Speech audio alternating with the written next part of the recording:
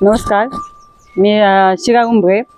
आपण जे न्यूज लोकमंच परिचय चॅनल जे चालू केले तर आम्ही सगळ्यात पहिल्यांदा मी तुम्हाला शुभेच्छा देत आहे. आणि मी माझा परिचय देते. मी शिरा वसंत उंबरे पेंढारकर.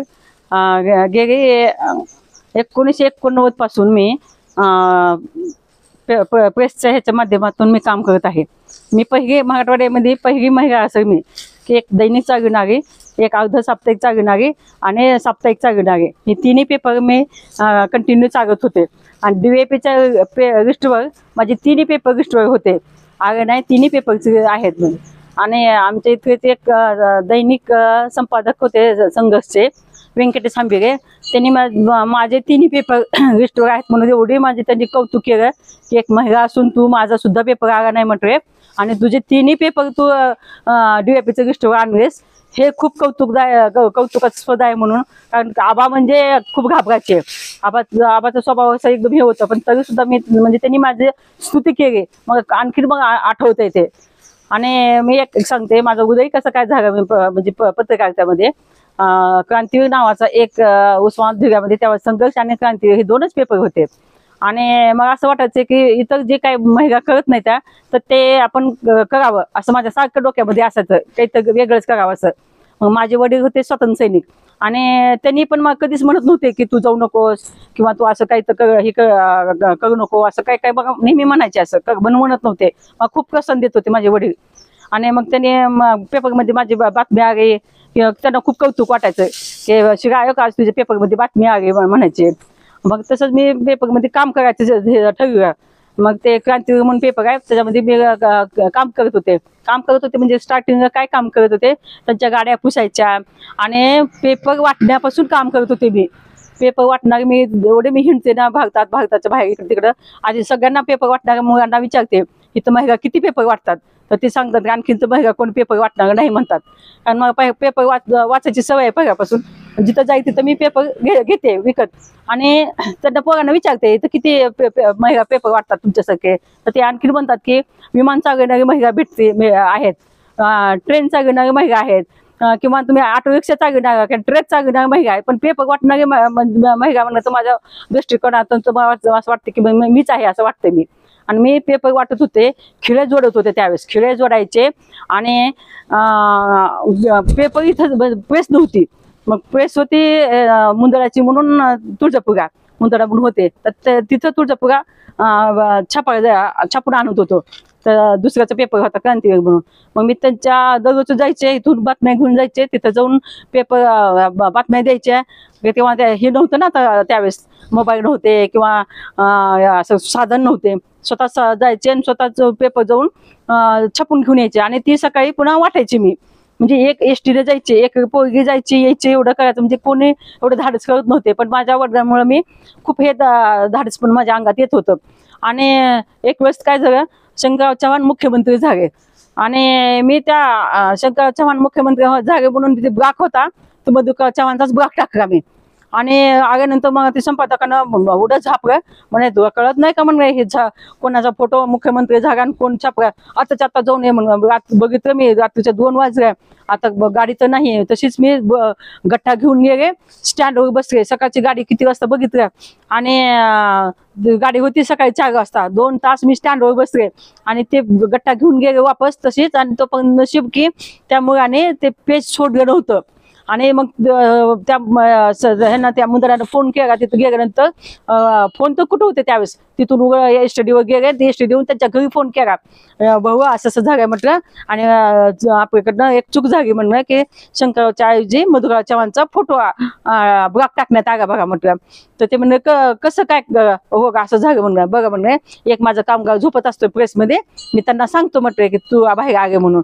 मग ते आला तर त्यांना म्हणून काढले, तेवढे अंक पुन्हा छापरे सगळा ब्लॉक काढला. मग नंतर तो छापरा म्हणजे एवढं काम अशी करत होतो. आता 1 मिनिटामध्ये आता इथून तिथं बातमी कुठेही जाते, पण त्या काळामध्ये अशी बातमी मी आणायची. पुन्हा नंतर पेपर आणले आणि तो पेपर पुन्हा नंतर वाटला हे म्हणजे असे खूप अनुभव आहेत. एक एक एक एक म्हणजे एसटीला जायचं, एसटी भेटायचं नाही, जागा भेटायची नाही, उभा राहायचं, उभा राहून जाऊन असं म्हणजे लेडीज बनणं म्हणजे.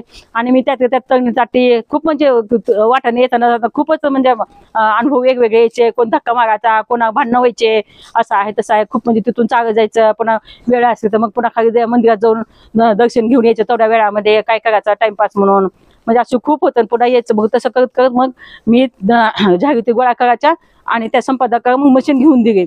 मशीन घेऊन दिली आणि मग साप्ताहिक होते तिथं. पुन्हा नंतर दैनिक केलं त्यांचं. पेपर लिस्ट आणणार, साप्ताहिक आणणार, दैनिक आणणार.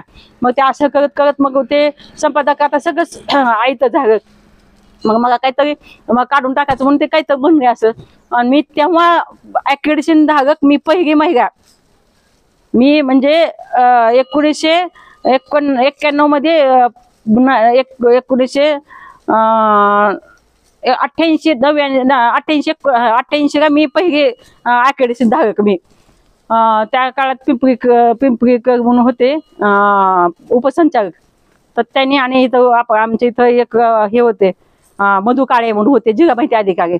तर त्यांना खूप कौतुक वाटायचं. मी हे दगडूचा अंक टाकायला जायचे, बिग काढायचे. आणि YB सुगंशी म्हणून एक होते एज्युकेटेड इंजिनियर. मग मी वाट बघायचे ते काय काय काय अधिकारी अशी वाट बघायचे ना. मी स्वतः पेपर वाटायला गेले की नाही आज कसं काय पेपर आला नाही, कारण 2च पेपर असायचे.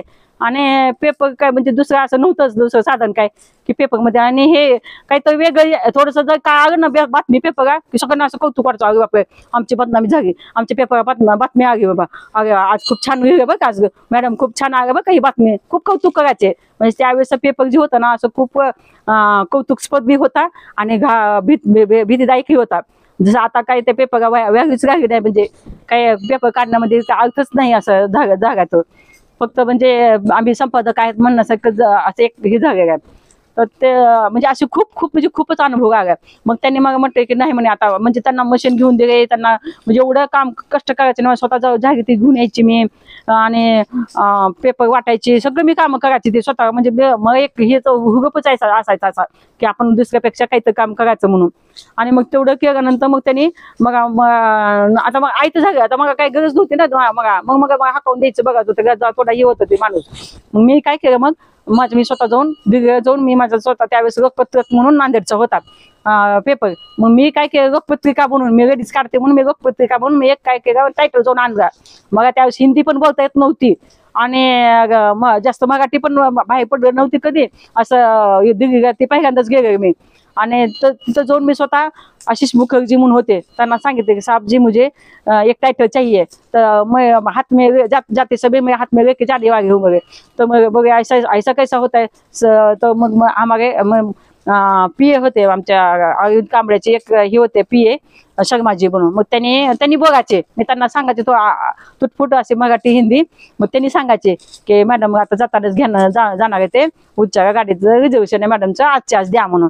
मग ते म्हणजे मी तुम्हाला काहीतरी त्या काळामध्ये त्यांना जेवण दिलं, पण कारण का तर मॅडमचं काम व्हावं म्हणून. आणि मग काय बोलता येत नव्हतं, मी गप्प बसले. मग त्यांनी माझ्या हातात दिलं डायरेक्ट टायटल लोकपत्रिका म्हणून. इतका आनंद झाला ना की इथून घेऊन आगे मी मग स्वतःचा हे जागा. मग तेव्हापासून मग मी स्वतः चालू केला. मग स्वतःची मशीन आणले, स्वतः चालू केला. मग साप्ताहिक चालू केला, दैनिक चालू केला. पुन्हा आणखीन एक टायटल आपला नेता म्हणून 3 पेपर चालू केले. मग मी खूप हे एक अशी बातमी टाकायचे ना.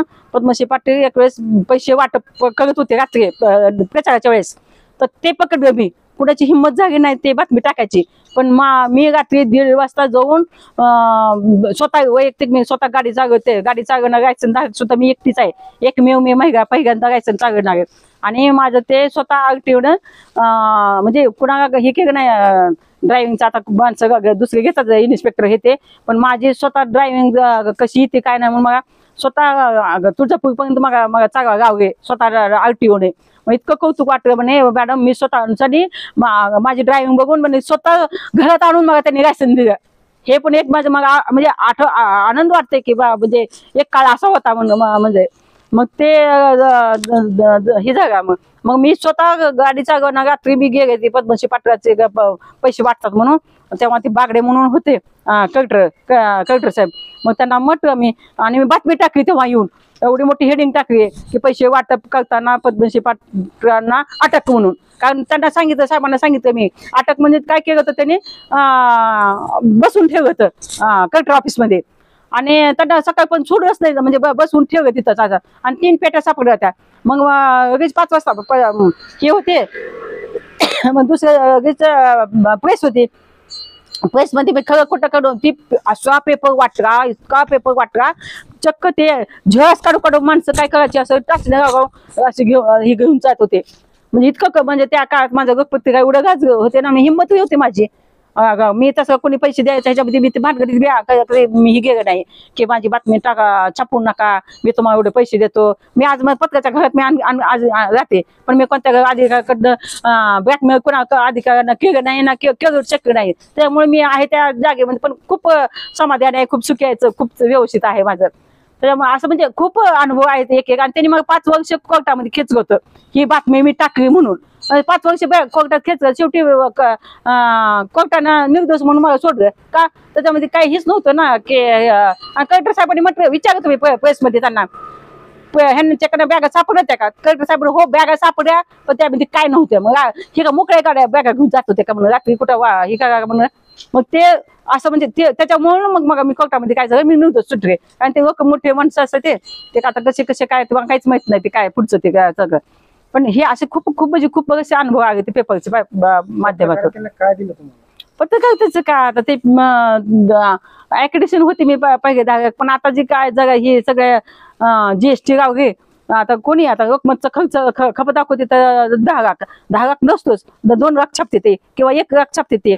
आणि त्याचे GST दाखवा, ते केमिकलचं दाखवा, GST हे असं. त्याच्यामुळे मी आता काय केलं, पेपर बंद करून टाकला, दैनिक वेळ आणि अर्ध साप्ताहिक, फक्त साप्ताहिक ठेवला ते पण मी एकमेव महिला असन की माझा पेपर लिस्टवर नको म्हणून पत्र देणारे मी एकमेव महिला असेल की सगळी पेपर लिस्टवर येण्यासाठी धडपड करतात. पण मी शास्त्र माझं पत्र घेऊन आता ऑफिसमध्ये माझं मिळतंय. तुम्हाला जर गेला तर विचारत, मी स्वतःचं पत्र सैन्य पत्र दिले की मला तुमच्या अशा जाचक अटी मान्य नाहीत म्हणून मी पत्र देऊन टाकलं मी शास्त्राला की कशा काय GST गाव घेतं. हे न्यूजपेपर का GST कुठे असते काय?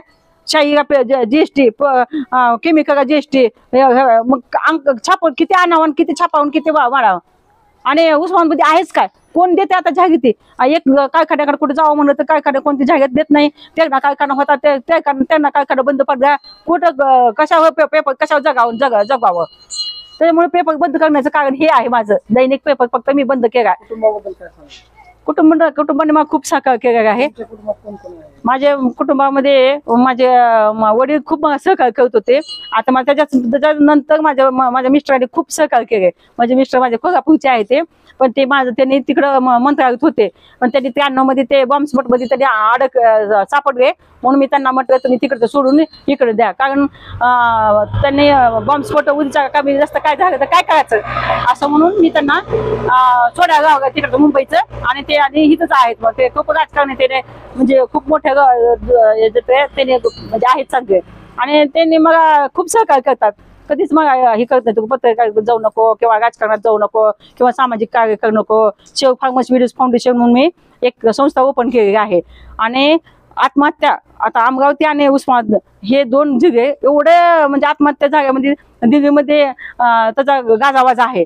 का नियोजन विभाग म्हणतोय की खालून 4था नंबर आहे पाठीमाग असणाऱ्यामध्ये. म्हणजे 4था नंबर म्हणजे काय, इतकं मागासवर्गीय भाग उस्मानाबादमध्ये आहे. इतकं वाईट वाटायचं ना रात्री की आत्महत्या ह्या शेतकऱ्यांना केले, त्याच आत्महत्या शेतकऱ्यांना केले. आणि त्यात शेतकरी म्हणजे कोण काम करणार आहे,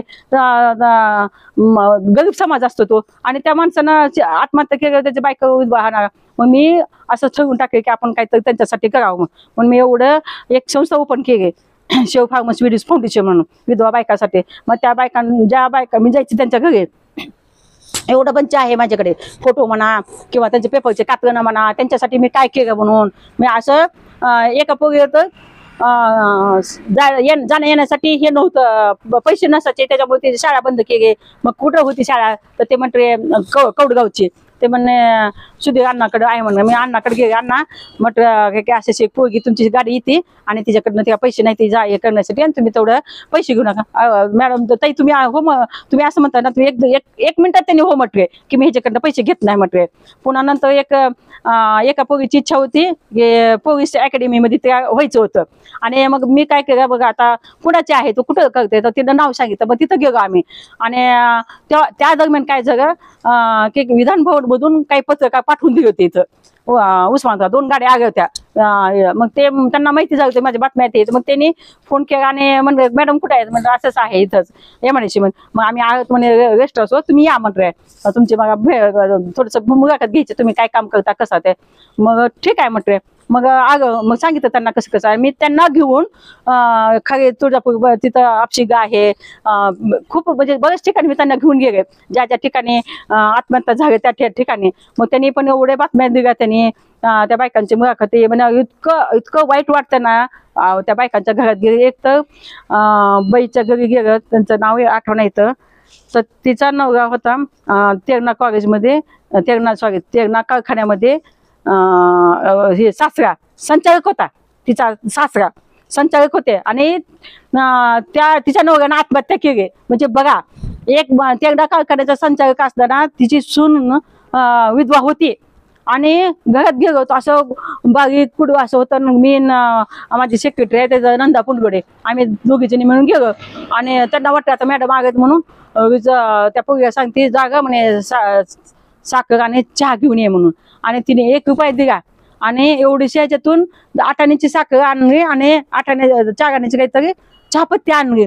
असं तर माझा जीव असं हे वाटत होता असं कंठ दाटत होता की ते बघून म्हणजे एवढी गरिबी एवढं हे की ह्यांना चहापत्ती म्हणजे 4 आणे 8 आण्याची ह्यांना अनावगत असते आमच्यासाठी. मी त्यांना हात जोडले म्हणून मी कुणाच्याच घरामध्ये मी तर असं हे देतच नव्हतं चहा पी काय घेतच नव्हते.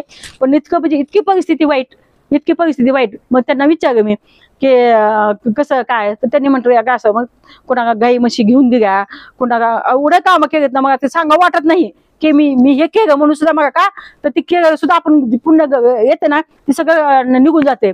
मग 1-2 घरात गेलं की असं हिंदूमध्ये काय म्हणतात माणूस मेल्यानंतर पिंडदान करतात.